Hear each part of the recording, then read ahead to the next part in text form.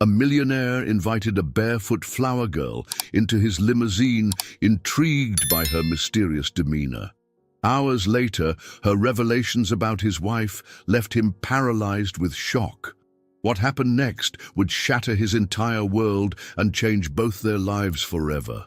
Leave a like to keep following our upcoming videos, and don't forget to subscribe to receive more incredible stories like this one. Richard Hamilton drummed his fingers against the leather armrest of his limousine, watching Manhattan's evening traffic crawl past through tinted windows. Another board meeting had run late, and his patience was wearing thin. The city's endless noise and congestion seemed to mirror the growing restlessness in his own life. "Take Fifth Avenue, Michael," he instructed his driver, hoping to avoid the worst of the gridlock. "I need to get home before Eleanor leaves for her charity function." As they turned onto Fifth Avenue, something caught his eye.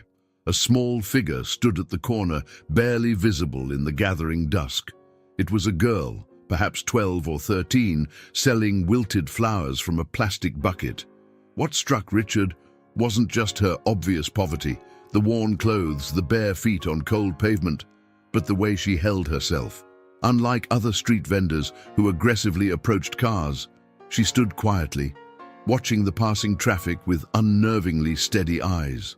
"Stop the car, Michael," Richard found himself saying, surprising even himself. As the limousine pulled to the curb, he lowered his window. "Would you like to buy a flower, sir?" the girl asked, her voice clear and steady despite her bedraggled appearance. There was something in her tone that didn't match her circumstances, a hint of something harder than simple desperation. "What's your name?" Richard asked, studying her more closely now. Her dark hair was tangled but clean, and though her clothes were worn, they showed signs of careful mending. "Emily," she replied, meeting his gaze directly. "Emily Turner." "It's getting dark, Emily. Where are your parents?" A shadow crossed her face. "Gone. Both of them." She paused, then added with an edge to her voice, "But you already know that, don't you, Mr. Hamilton?" Richard felt a chill that had nothing to do with the evening air. "What did you say?" "I know who you are," Emily continued, her young face hardening, "and I know things about your wife that you should hear." Richard's first instinct was to raise the window, to drive away from this strange child and her unsettling claims. But something in her expression, a mixture of determination and barely concealed pain, made him hesitate. "Get in," he heard himself say, opening the door. Michael turned in his seat, clearly alarmed. "Sir, I don't think—" "It's fine, Michael," Richard cut him off, though it was far from fine. Every instinct told him this was irregular, potentially dangerous even, yet he couldn't shake the feeling that this encounter was somehow important. Emily slid into the leather seat, her bare feet leaving slight marks on the immaculate carpet. She placed her bucket of flowers carefully beside her, as if it were a prized possession rather than a collection of dying plants. "Now," Richard said, trying to maintain control of the situation, "what exactly do you think you know about my wife?" Emily's hands tightened on the bucket handle. "Mrs. Eleanor Hamilton. She leaves your house every Tuesday and Thursday afternoon, supposedly for her book club. Except there is no book club, is there?" Richard felt his chest tighten. Eleanor's book club meetings were indeed on Tuesdays and Thursdays. "Go on," he managed. "She goes to the Peninsula Hotel instead, always at 2:30, always for exactly 90 minutes. Emily's voice was mechanical now, as if reciting from memory. "She meets a man there, tall, grey hair, expensive suits. They take the elevator to the 19th floor. The details were too specific to be random guesses. Richard's mind raced through possibilities. Was this girl part of some elaborate blackmail scheme? Had someone sent her to destroy his marriage? "Why are you telling me this?" he demanded, his voice harsher than he intended. Emily's composure cracked slightly, showing a glimpse of the scared child beneath. "Because," she whispered, "what happened to my parents is connected to your wife, and you're the only person who can help me find out the truth." Before Richard could respond, his phone buzzed. Eleanor's face appeared on the screen. He stared at it, suddenly unsure of the woman he'd been married to for 15 years. "Are you going to answer that?" Emily asked quietly. "Or would you rather hear what else I know?" Richard's finger hovered over the screen.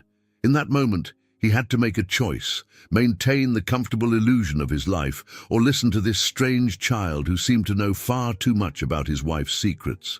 He declined the call. "Tell me everything," he said, his voice rough with emotion. "But understand this.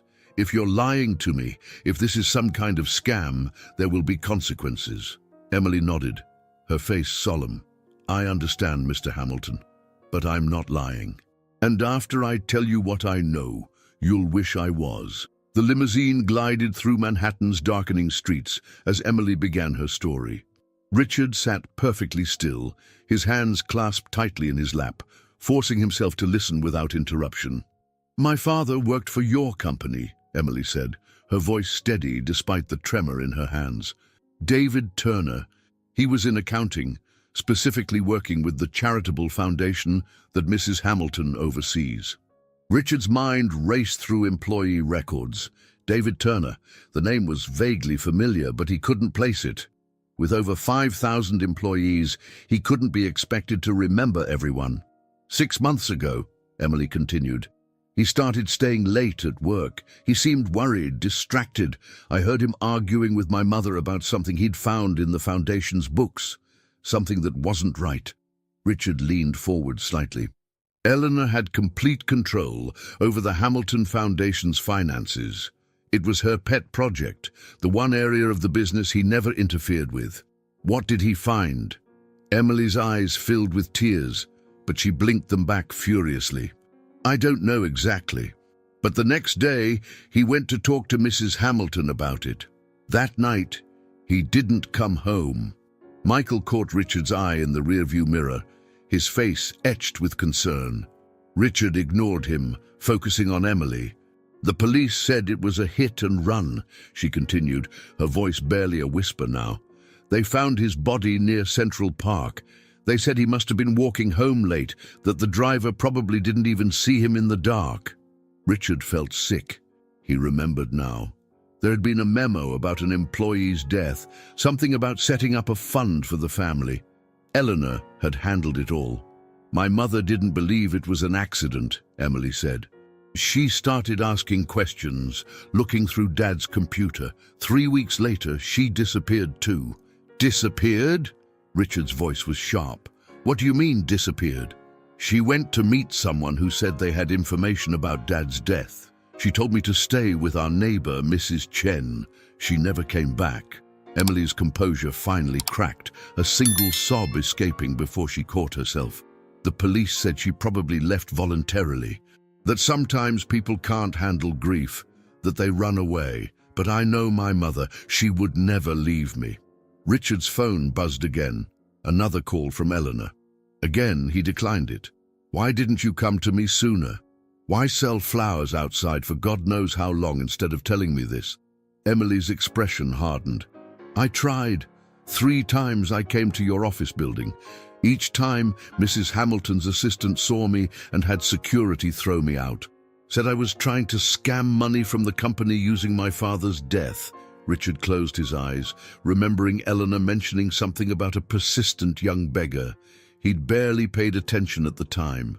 "So I started watching," Emily said, "following Mrs. Hamilton when I could. That's how I found out about her meetings at the Peninsula and about these." She reached into her flower bucket, beneath the wilted stems, and pulled out a small notebook. Its pages were crumpled, stained with water damage, but still legible.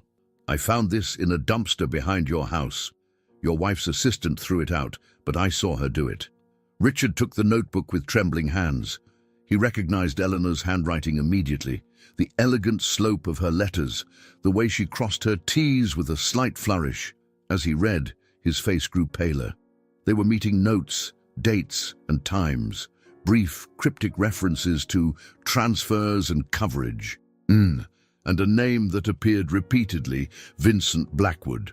Richard's blood ran cold. Vincent Blackwood had been his rival since college. a ruthless businessman who'd tried multiple times to orchestrate hostile takeovers of Hamilton Industries. He'd also been Eleanor's boyfriend before she met Richard. "There's more," Emily said quietly. "In the back." Richard turned to the last pages. There he found a series of numbers, large ones, and beside them, his father-in-law's name. Senator William Morrison, Eleanor's father, had been instrumental in securing several major government contracts for Hamilton Industries. Contracts that had saved the company during the recession. Contracts that, according to these notes, had been purchased with bribes channeled through the Hamilton Foundation. "My father found out, didn't he?" Emily's voice was small but steady. "He discovered where the foundation's money was really going." Before Richard could respond, his phone lit up again. This time it wasn't Eleanor calling. It was a text message from an unknown number. "Your wife's been very worried about you, Mr. Hamilton. Tells me you're not answering her calls. That's not very considerate. Perhaps we should all meet to discuss family matters. The Peninsula, 19th floor, 1 hour. Bring the girl." And the notebook.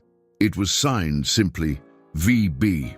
Emily's face went white as Richard showed her the message. "He knows," she whispered. "But how?"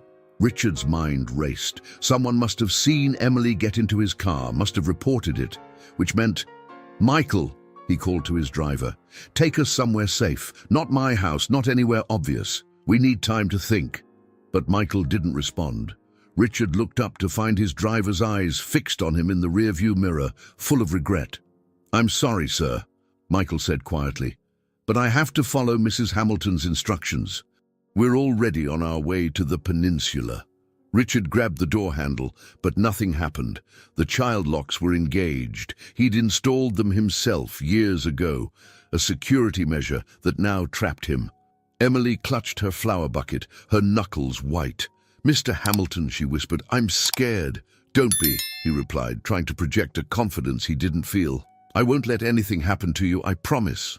But as the limousine turned smoothly toward the Peninsula Hotel, Richard wondered if that was a promise he could keep. The Peninsula Hotel loomed before them, its elegant facade now seeming more threatening than luxurious. As Michael guided the limousine into the underground parking garage, Richard's mind raced through options. Each seemed worse than the last. "Whatever happens," he whispered to Emily, "stay close to me. Don't let them separate us." The girl nodded, clutching her flower bucket like a shield. Richard had suggested leaving it in the car, but she'd refused. Now he wondered if she had another reason for keeping it with her. The elevator ride to the 19th floor was silent, Michael standing behind them like a guard. Richard noticed his driver's hand kept straying to his jacket pocket. With a sickening realization, he understood that Michael wasn't just delivering them, he was armed. The elevator doors opened directly into a luxurious suite. Eleanor stood by the window, still wearing the designer dress she'd chosen for her supposed charity function. Her face was carefully composed, but Richard saw the tension in her shoulders, the slight tremor in her hands as she lifted a crystal glass to her lips. "Richard, darling," she said, her voice artificially light, "I see you've brought a guest." Before Richard could respond, another voice cut through the room, deep, amused, and chillingly familiar. Now, Eleanor. No need for pretense among family." Vincent Blackwood emerged from an adjoining room, his silver hair immaculate, his smile sharp as a blade. He'd aged well in the 15 years since Richard had last seen him, success sitting comfortably on his broad shoulders. "Richard," he nodded, as if they were meeting at a business lunch. "And young Miss Turner. I've been looking forward to meeting you properly." Emily pressed closer to Richard's side. Her face was pale, but her eyes blazed with a hatred that startled him. "You killed my father," she said, her voice shaking. "You and her." "Such imagination," Vincent chuckled. "David Turner's death was a tragic accident, just like your mother's disappearance. Sometimes people simply vanish." Richard felt Emily's whole body tense. "Where is she?" the girl demanded. "What did you do to her?" "Emily," Eleanor stepped forward, her voice suddenly gentle. You don't understand. Your mother was unstable after your father's death. She was making wild accusations, threatening to go to the press. We tried to help her, offered her money to start fresh somewhere else. If she chose to abandon you, that's hardly our fault. Liar! Emily's scream was raw with pain. My mother would never leave me, never! Enough! Vincent's voice cut through the tension. Richard, shall we discuss business? I believe you have something that belongs to Eleanor. Richard's hand tightened around the notebook in his pocket. Before we discuss anything, I want to know exactly what's going on. How long, Eleanor? How long have you been working with him? Eleanor's perfect composure cracked slightly. You don't understand. After your father died, when the company was struggling, Vincent offered a solution. Senator Morrison's influence, the government contracts. They saved us. Saved everything your family built. By breaking the law, by killing innocent people. Oh, spare me the moral outrage, Vincent interrupted. Your father wasn't exactly a saint, Richard. How do you think Hamilton Industries got its start? The only difference is we're better at covering our tracks. Richard felt the ground shifting beneath his feet. Everything he'd believed about his family, his company, his marriage, all of it built on lies. Michael! Vincent nodded to the driver, who immediately drew a gun. The notebook, please. Richard slowly reached into his pocket, but before he could withdraw the notebook, Emily suddenly swung her flower bucket with all her strength. Water and wilted flowers flew everywhere, along with something else, something that glinted in the light. A phone. It skittered across the marble floor, coming to rest at Eleanor's feet. The screen was open to a recording app, the red light blinking steadily. For a moment, nobody moved. Then Vincent's pleasant mask disappeared, replaced by cold fury. You stupid little bitch, he snarled, starting forward. Several things happened at once. Michael swung his gun toward Emily. Richard lunged to protect her. Eleanor bent to grab the phone.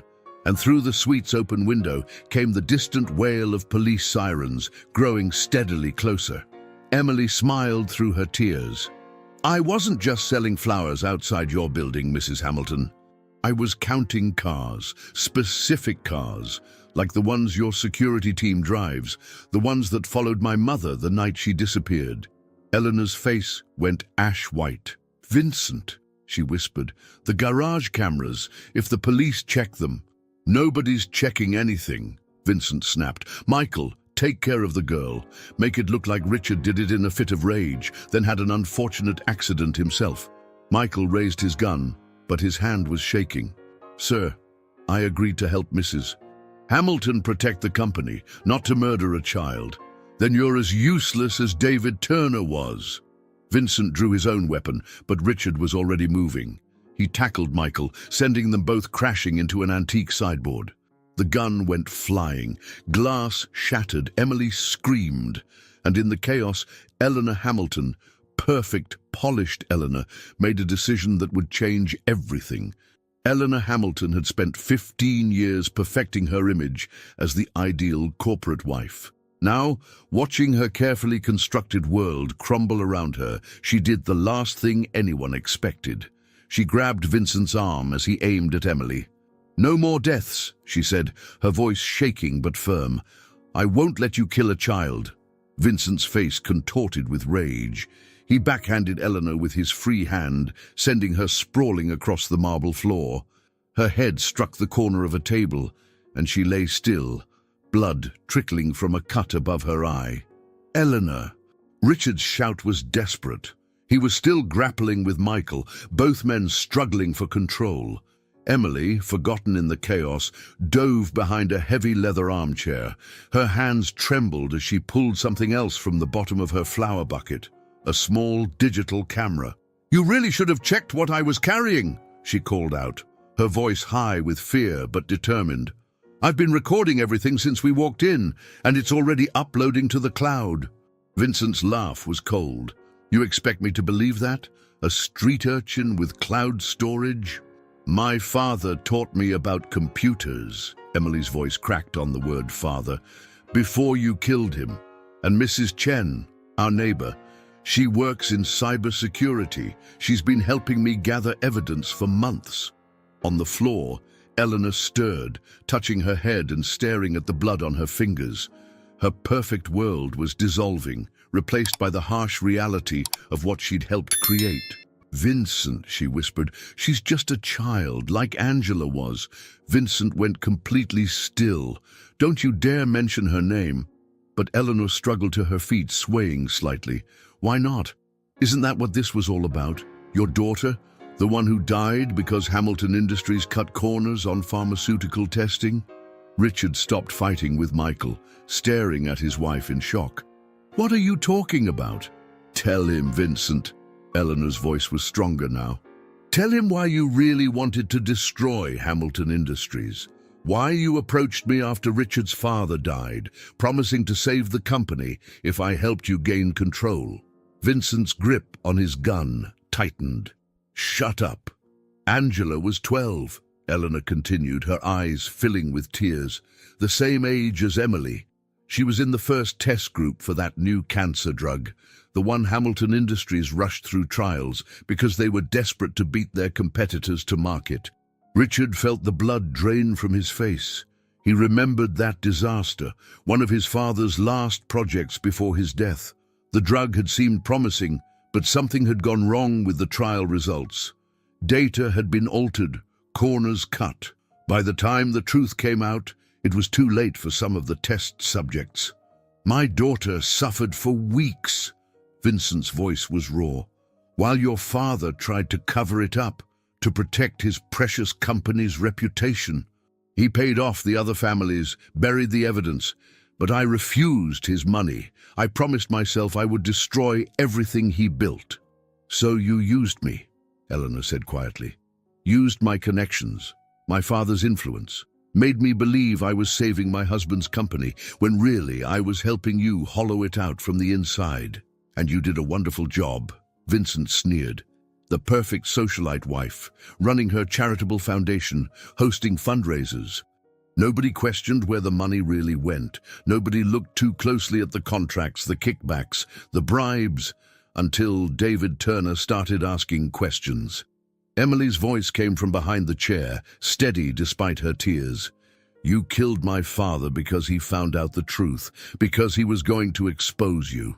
"Your father was an accountant who didn't know how to mind his own business," Vincent snapped. "And your mother was just as stupid. She actually thought she could threaten me, demand justice." He laughed harshly. "She got justice, all right, the same kind Angela got." The sirens were very close now, multiple vehicles by the sound of it. "It's over, Vincent," Eleanor said. "I've lost everything that mattered to me, my marriage, my reputation, probably my freedom. But I won't let you hurt anyone else." She lunged suddenly, catching Vincent off guard. They struggled for the gun. Richard started forward to help, but Michael grabbed him. "Don't," the driver said quietly. "Just wait." The gun went off. Eleanor stumbled backward, a look of surprise on her face. She touched her stomach, her fingers coming away red. "No!" Richard's shout was drowned out by the sound of breaking glass. The suite's doors burst open as police officers swarmed in, weapons drawn. "FBI! Everyone on the ground!" Vincent tried to turn his gun toward the officers, but Michael moved faster than anyone expected. The driver tackled Vincent from behind, sending them both crashing into a marble side table. Richard ran to Eleanor, gathering her in his arms. She was so pale, so cold already. "I'm sorry," she whispered. "I'm so sorry. I thought I was protecting our family, but I destroyed it instead." "Stay with me," Richard begged. "Please, Eleanor. We can fix this." She smiled sadly, blood staining her perfect teeth. "Take care of Emily. She's just a child, like Angela was, like all the children we failed." Her voice trailed off as her eyes closed. "We need medical assistance," an officer was shouting into his radio. "Multiple casualties, one critical." Emily crept out from behind the chair, tears streaming down her face. She looked at Eleanor's still form, then at Richard. "I didn't want this," she said, her voice breaking. I just wanted to know what happened to my parents. I just wanted the truth. Richard reached out his free hand to her, and she came to him, burying her face in his shoulder as Eleanor's blood soaked into both their clothes. But even as paramedics rushed in, even as Vincent was led away in handcuffs, even as Eleanor's breathing grew weaker, none of them knew that the night's horrors were far from over, because Vincent Blackwood had one final card to play. And somewhere in the city, in a place only he knew, Emily's mother was still alive. The hospital waiting room was eerily quiet at 3 a.m. Richard sat with his head in his hands, his once immaculate suit stained with Eleanor's blood. Emily dozed fitfully in the chair next to him, exhausted by the night's events, but too scared to truly sleep. 2 FBI agents stood nearby, their faces grim as they spoke in hushed tones. They'd been questioning Richard for hours about the Hamilton Foundation, the government contracts, everything Eleanor had helped Vincent orchestrate. But right now, none of that seemed to matter. Mr. Hamilton? Richard looked up to see Dr. Sarah Chen, Emily's neighbor, the cybersecurity expert who had helped her gather evidence against Vincent. She looked as tired as he felt. "Any word from the surgical team?" he asked hoarsely. Dr. Chen shook her head. "Eleanor's still in surgery, but that's not why I'm here." She glanced at Emily's sleeping form. "The FBI has been analyzing the data Emily and I collected. There's something you need to see." She opened her laptop, showing him a series of surveillance photos. They showed a warehouse on the outskirts of the city. "These were taken 2 days ago. Look at the woman in the window." Richard squinted at the grainy image. A figure was visible through a dirty window, her face barely distinguishable. But Emily had shown him photos of her mother, and the resemblance was unmistakable. "Catherine Turner," he breathed. "She's alive? We think so. But there's more." Dr. Chen pulled up another file. "This was sent to Eleanor's private email account an hour before you met Vincent at the Peninsula. Emily managed to access it while she was gathering evidence." The video showed Catherine Turner tied to a chair, looking thin but alive. A masked figure stood behind her, holding up a newspaper from that morning. Vincent's insurance policy, Richard realized. If anything went wrong with his plan, he'd have leverage, Dr. Chen finished. "The FBI is preparing a raid on the warehouse, but..." She was interrupted by Emily's sudden gasp. The girl had woken up and was staring at the laptop screen, her face a mask of shock and hope. "Mom?" she whispered, reaching out to touch the screen. She's really alive." Before anyone could respond, an FBI agent hurried over. "Mr. Hamilton, we have a situation. Vincent Blackwood is demanding to speak with you." "No," Dr. Chen said firmly. "He's trying to manipulate you. He says it's about Catherine Turner," the agent continued. "Claims she only has a few hours of air left." Emily grabbed Richard's arm. "Please," she begged. "We have to help her." Richard looked at the agent. "What are my options?" "We can set up a monitored conversation. He's in custody, but he's still dangerous. He's already killed one guard trying to escape." Richard felt a chill. Even in handcuffs, Vincent was lethal. But looking at Emily's desperate face, he knew he had no choice. The conversation was arranged in a small interview room. Vincent sat handcuffed to a table, but his smile was triumphant when Richard walked in. "How's Eleanor?" he asked pleasantly. "Still breathing?" Richard fought down the urge to leap across the table. "Where is Catherine Turner?" "Straight to business. I like that." Vincent leaned forward. "Here's the deal. I have friends in very high places, Richard. Friends who can make evidence disappear. Witnesses change their stories. By this time tomorrow, I could be a free man." "You're delusional." "Am I? Ask your father-in-law, Senator Morrison." "Oh, wait, you can't. He had a sudden heart attack an hour ago. Tragic, really." Richard felt the blood drain from his face. The senator had been young, healthy. "What do you want?" "Simple. You're going to help me escape during prisoner transport. In return, I'll tell you where to find Catherine Turner before she runs out of air." Vincent's smile widened. "You have about 3 hours." You're already facing multiple murder charges. Why kill Catherine too? Insurance. As long as she's alive, there's a chance she could testify about what she knows, and she knows far too much. Vincent glanced at his watch. Tick-tock, Richard. What's it going to be? Before Richard could respond, alarms began blaring throughout the building. An agent burst into the room. Sir, there's been an explosion at the hospital, the surgical wing. Richard's heart stopped. Eleanor, oh dear, Vincent said softly. It seems my friends are getting impatient. Now, about that escape. Richard stared at him, realization dawning. You planned this. All of it. The shooting, the hospital, Catherine. It's all part of your game. Life is a game, Richard. Your father taught me that when he killed my daughter. Now I'm just returning the favor. Vincent's eyes were cold. 3 hours. Tick-tock. Richard left the room on shaking legs. Emily was waiting outside with Dr. Chen, her face pale with fear. The hospital, she said. Is Mrs. Hamilton? I don't know. Richard pulled out his phone, but there were no updates. But we have bigger problems. Vincent claims your mother only has 3 hours of air left. Then we'll find her, Emily said firmly. Mrs. Chen and I, we traced other properties Vincent owns, places he might have hidden her. It's too dangerous. I can't risk losing you too. Emily's face hardened. I lost my father because he tried to do the right thing. I might lose my mother because she wouldn't give up. I won't hide while she dies. Richard looked at this child who had endured so much, who had shown more courage than most adults he knew. Then he turned to Dr. Chen. How many properties are we talking about? 7, she replied. But only 3 have the kind of underground space he'd need. Then we better move fast. Richard checked his watch, because in 3 hours, either we find Catherine Turner or I help a murderer escape. And I honestly don't know which option is worse. As they hurried toward the exit, Richard's phone finally lit up with news from the hospital.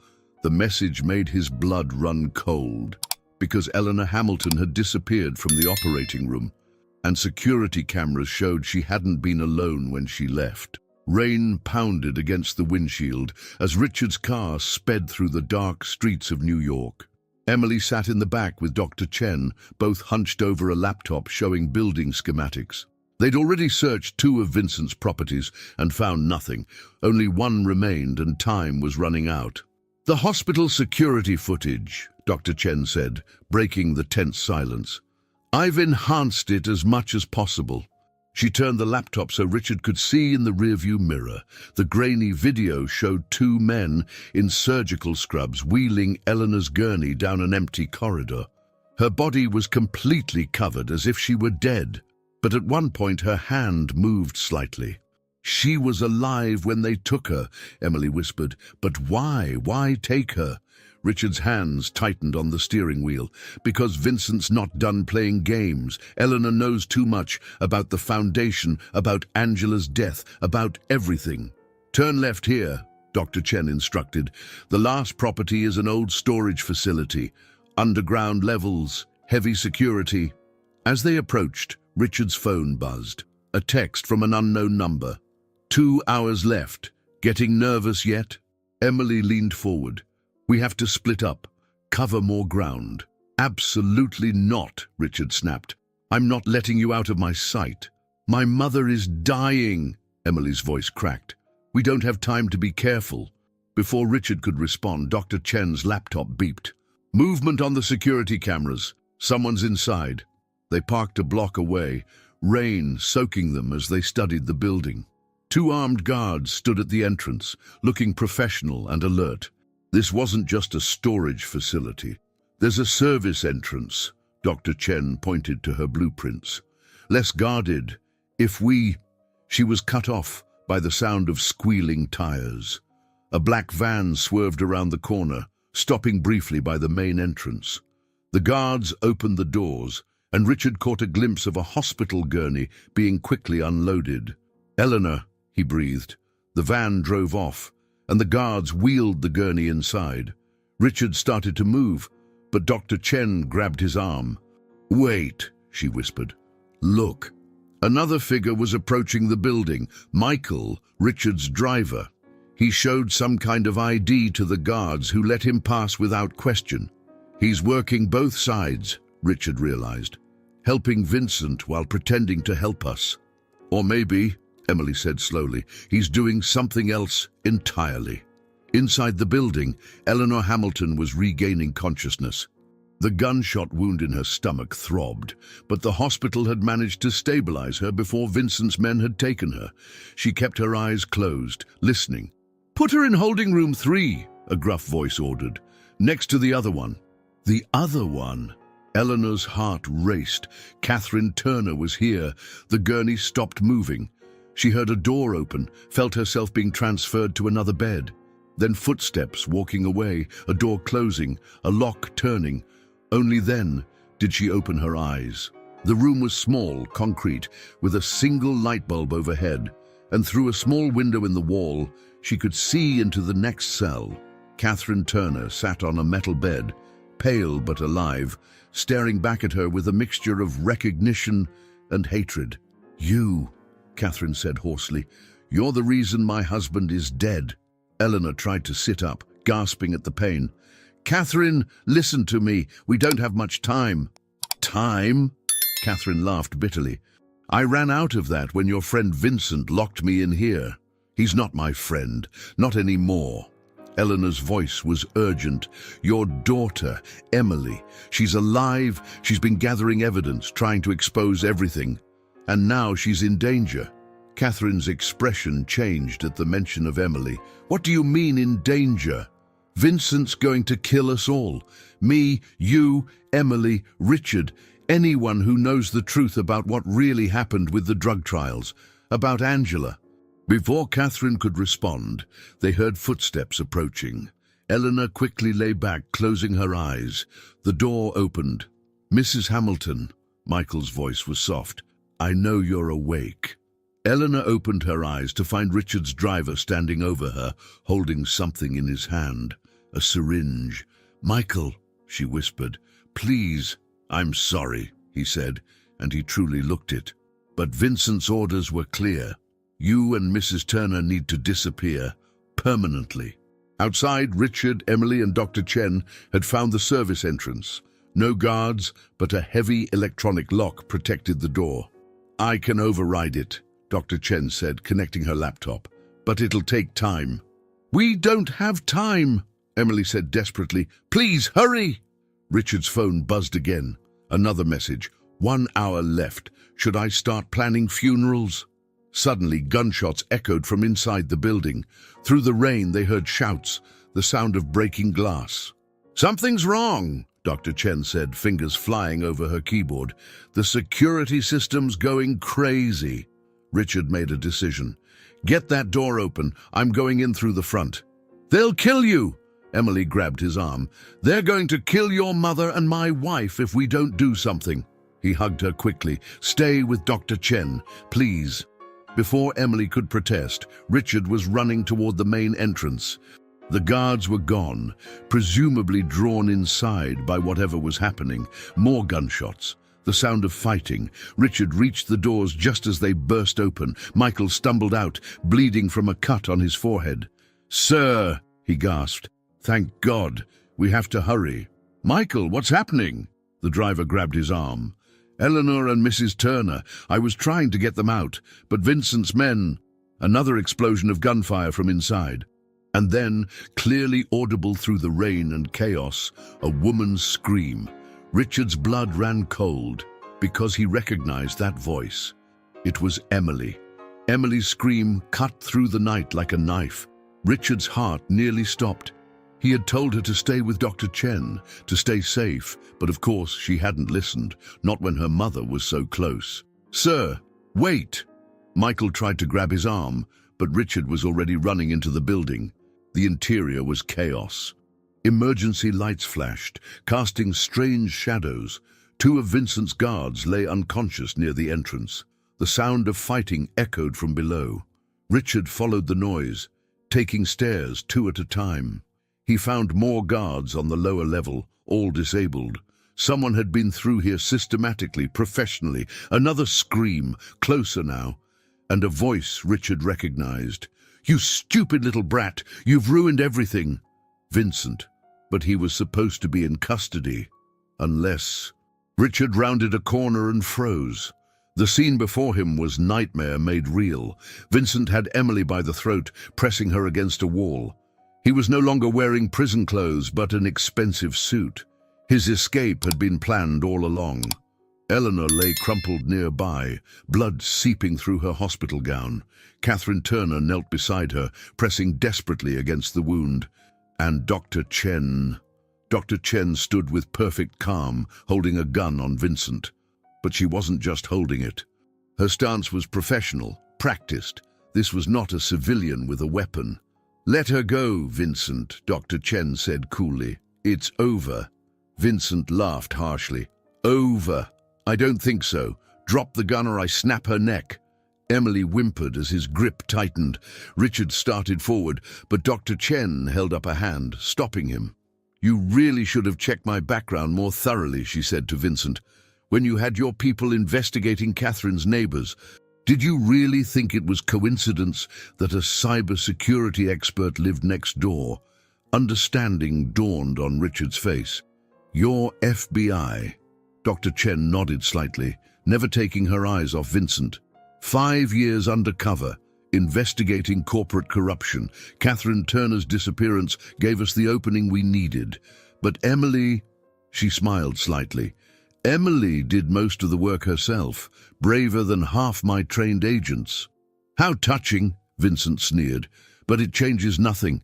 I still have the girl. And even if you shoot me, my dead man's switch will release everything. Every dirty secret about Hamilton Industries, every bribe, every cover-up. Richard's precious company will be destroyed." "No." Eleanor's voice was weak but clear. "It won't." Everyone turned to look at her. Catherine was helping her sit up, though her face was grey with pain. "While you were playing your games, Vincent," Eleanor continued, "I was talking. To the FBI, to the SEC, to everyone. Full confession, the Foundation's real books, everything." Vincent's face contorted with rage. "You stupid bitch!" "The company will survive," Eleanor met Richard's eyes, "because we're going to make it right. All the families affected by the drug trials, they'll be compensated. Real research, real trials, real medicine. No more cutting corners, no more deaths like Angela's." "Angela's death meant nothing to you," Vincent roared. "None of them did. You helped me destroy lives." "You're right," Eleanor whispered. "I did, because I was weak and scared and selfish. But Emily..." She looked at the terrified girl with tears in her eyes. "Emily showed me what real courage looks like, what it means to fight for the truth, no matter the cost." "The truth?" Vincent laughed madly. "You want truth? Here's truth." He spun Emily around, forcing her to face Richard. "Look at her. Look at her eyes, her face. Haven't you wondered why she looks so familiar? Why she reminds you of someone?" Richard felt his chest tighten, because he had wondered, had seen something in Emily's features that nagged at his memory. "Angela wasn't just my daughter," Vincent snarled. "She was mine and Eleanor's, from before she married you. Before your father's drug killed her. That's why Eleanor helped me. Not just guilt, not just blackmail, but because she was her mother." The revelation hit like a physical blow. Richard looked at Eleanor, saw the truth in her face. "I'm sorry," she whispered. "I couldn't save Angela, but I can save Emily." In that moment of shocked silence, several things happened at once. Michael appeared behind Vincent, having circled around through another entrance.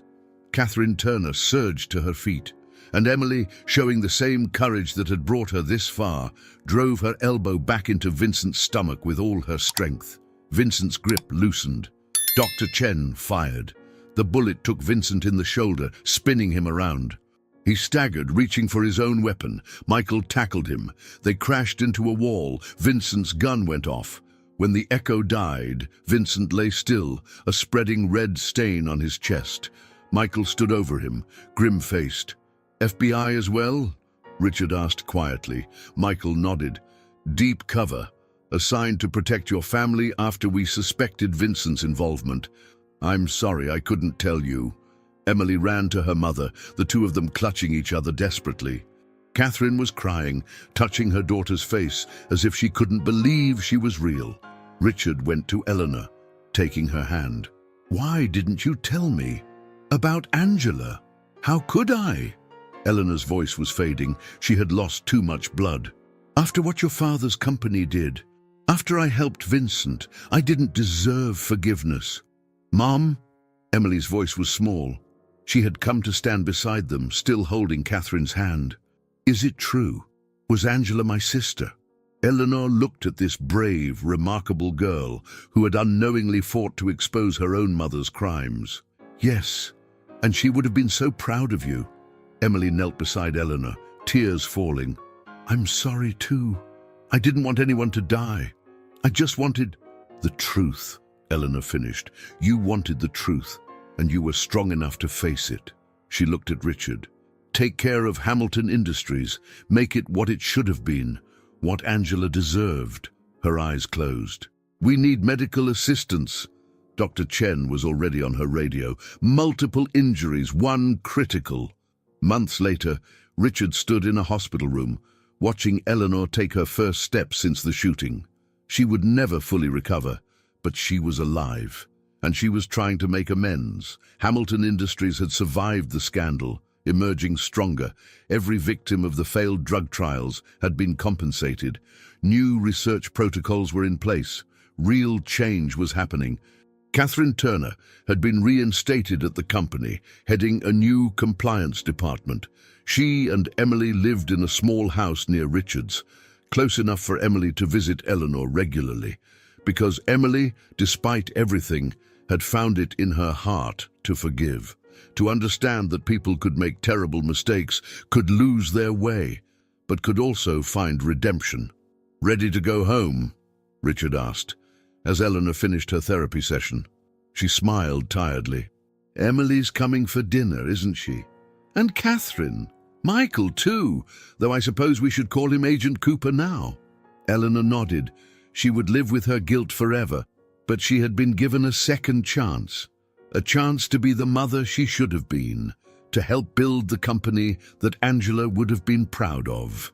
As they left the hospital, Emily was waiting outside. She ran to hug Eleanor carefully, then Richard. Looking at her now, Richard could see what he'd missed before. Hints of Eleanor in her features, echoes of a sister she'd never known. Family found in the aftermath of tragedy. "Come on," Emily said, taking both their hands. "Mom's making lasagna, and I have something to show you." She pulled out a folder, her latest school project, a proposal for a new charitable foundation, one that would help children affected by corporate negligence, one that would honor Angela's memory by saving others. Eleanor wiped away tears as she read it.